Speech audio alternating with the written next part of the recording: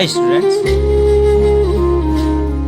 आज हम एक्सरसाइज 10.2 प्रश्न नंबर 11 करते हैं। छेद कीजिए कि किसी वृत्त के परिगत समांतर चतुर्भुज समचतुर्भुज होता है। तो समचतुर्भुज किसे कहते हैं, पहले आपको ये पता होना चाहिए। समचतुर्भुज ऐसा चतुर्भुज जिसकी सभी भुजाएं बराबर होती हैं, उसे क्या कहेंगे, समचतुर्भुज। ठीक है, तो सबसे पहले इसमें हमें दिया है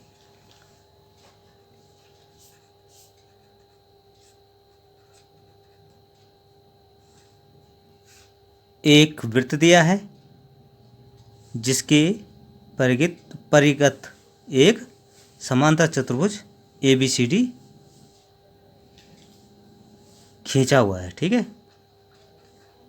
वृत्त के परिगत एक समांतर चतुर्भुज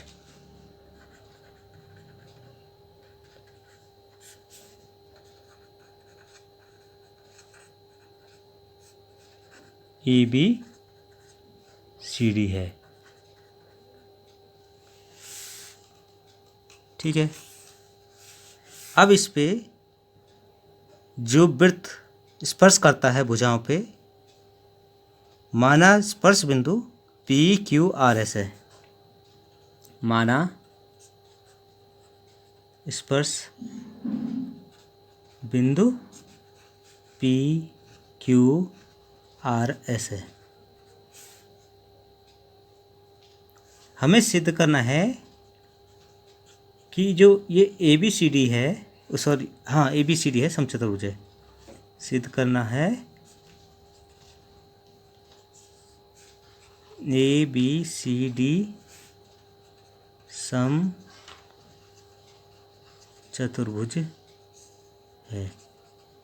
उपपत्ति करते हैं, तो कैसे करेंगे, हमें पता है बाह्य बिंदु से यदि किसी वृत्त पर स्पर्श रेखा खींची जाती है तो दोनों स्पर्श रेखाओं की लंबाई बराबर होती है। बाह्य बिंदु से वृत्त पर खींची गई स्पर्श रेखाओं की लंबाई बराबर होती है। इसलिए हम कह सकते हैं कि ये जो वैल्यू है AP बराबर AS, BP बराबर BQ,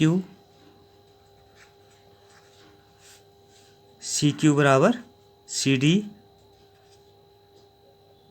और DR बराबर DS, ये आपस में बराबर होंगे।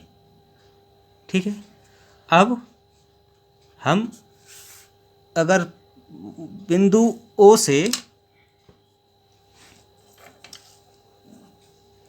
स्पर्श बिंदु P और Q को मिला दें, A से C को मिला दें, तो हमें दो त्रिभुज प्राप्त होते हैं।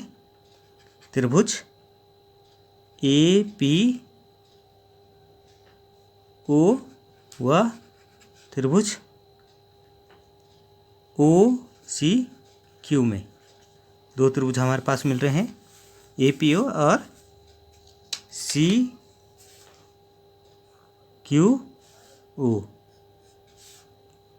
ये हमें प्राप्त हो गए।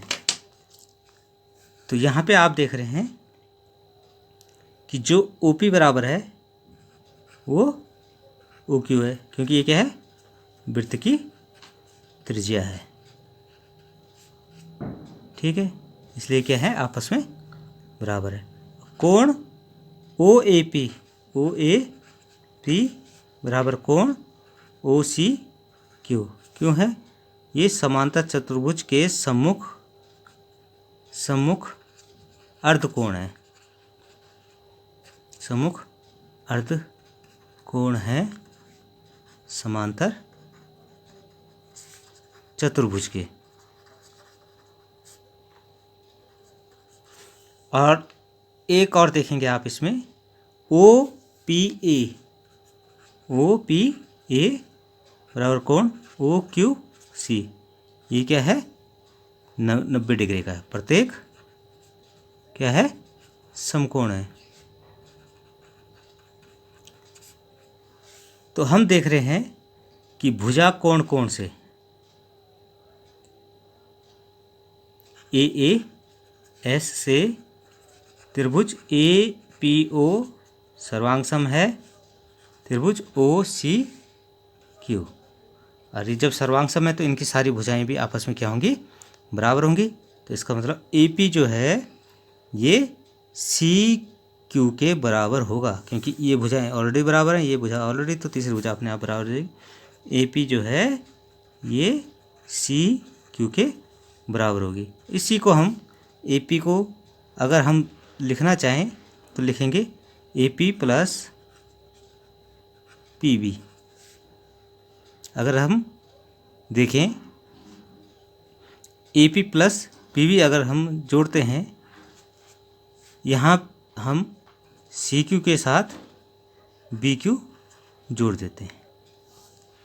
ठीक है, अब इसमें ये हम इसलिए कर रहे हैं कि जो बी पी का मान है हमारे पास वो किसके बराबर है? बी क्यू के बराबर है। तो दोनों तरफ हमने बी पी जोड़ा, तो बी पी को हमने क्या लिख दिया? बी क्यू, क्योंकि बी पी बराबर बी क्यू। यहाँ देखा होगा आपने, शुरू में हमने ये बता दिया था, इसलिए हमने क्या किया? दोनों तरफ बी पी जोड़ा, तो ये आपके पास बराबर लिखा। तो ये जो है A P plus B P क्या हो गया? A B. और C Q plus B Q B C. तो इससे हमें क्या हो गया कि ए बी बराबर बी सी प्राप्त हो गया। तो इसी प्रकार अगर हम करें, इस तरफ भी हम मिला के करें और सिद्ध कर सकते हम कि ए डी बराबर ए बी तथा बी सी बराबर सी डी। तो जब ये आपस में देख रहे हम बराबर आ रहे हैं, ठीक है, ए बी बी सी के बराबर, बी सी सी डी के बराबर आ रहा है, ठीक है, ए डी ए बी के बराबर आ रहा है।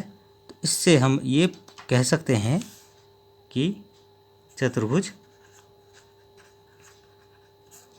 ए बी सी डी में ए बी बराबर बी सी बराबर सी डी, और जो सी डी बराबर है वो आपके पास क्या आ जाएगा? ए डी के बराबर आ जाएगा। ठीक है, तो इस प्रकार से हम इसको सॉल्व कर सकते हैं और ये समचतुर्भुज सिद्ध हुआ। Thank you very much.